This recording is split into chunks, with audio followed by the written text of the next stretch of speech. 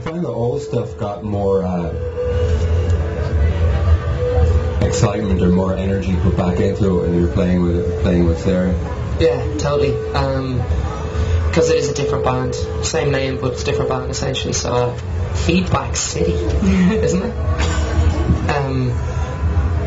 Yeah, everything became re-energized, reinvigorated. I think for anyone who comes and sees us play this evening, you'll see it. You know, we're a much better band than we were before. It's a different band, and it's all because of Motley Crue, essentially. Explain. Well, Sarah is Motley Crue, heart and soul. I just tell everyone this. But there's an element of Motley Crue in our new music. It's very difficult to hear, but if you listen closely, it's kind of like that thing where if you play something backwards, satanic messages. Well, with us, if you play our music backwards, it's Motley Crue hits. It's all true. I've heard it all now. There's always been an element of Motley Crue to our music. Yeah, definitely. But, you know, something happened in a lot of music. I mean, when the first Jj72 album came out, there wasn't a lot like it, particularly coming out of this country, because it was quite jagged, and the rhythms were very motorized and stilted, and it had quite a cool European feeling about it, which has become totally in vogue with people like Interpol and Franz Ferdinand in the interim. Yeah, that's the thing. I mean, there was songs off our first album like Long Way South and things, which were pretty much aping like early Joy Division stuff, because it's what we just started listening to, and we'd just gone to see a Joy Division covers band in the Music Centre, Temple Bar, so we thought that was the nadir of cool, and that's where the band started from. So we were a little bit miffed when Interpol came along. It just looked so fucking good. You know, sounded very good as well, obviously, but I think we were cool by accident at one stage, and now we're just not cool. How does one remedy that? I mean, I commend your candour, Mark, in confessing to us all. We're still fucking brilliant, though.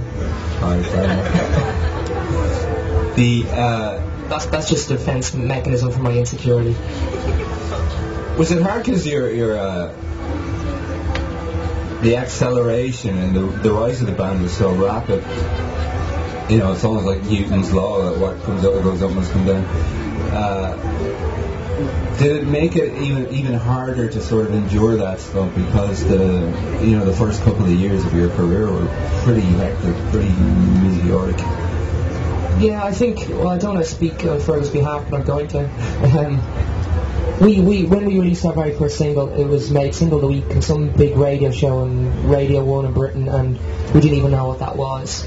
And from that very first release, we just went up and up and up. And then everyone told us we were going to sell 3 million albums on our second outing, which we learned obviously it doesn't just happen like that. So we had it easy. Everyone liked us. Great press. So then when things start to go wrong, it's not that you panic, but the question marks might be bigger than a band who may have had it really, really difficult from day one. So we can kind of look back and go, we had it easy for our first couple of years, but we've gone through, I think, our slump, and we're coming out the other side. Did your ego ever get out of control? My ego ever out of control? Who do you think you're talking to? You? No. I think humour can be misinterpreted as ego sometimes, because sometimes it can be quite silly doing what we do, and say things, for example, when we were doing our first album, when I said silly things like Michael Stipe's a dick. It was on Norwegian news the next week, you know. It's like, it wasn't ego, it was just a stupid joke, because we actually, even though we make music that a lot of people take quite seriously, we love what we do, but we're not unbelievably depressed people making kind of dark music. We're quite happy little rabbits.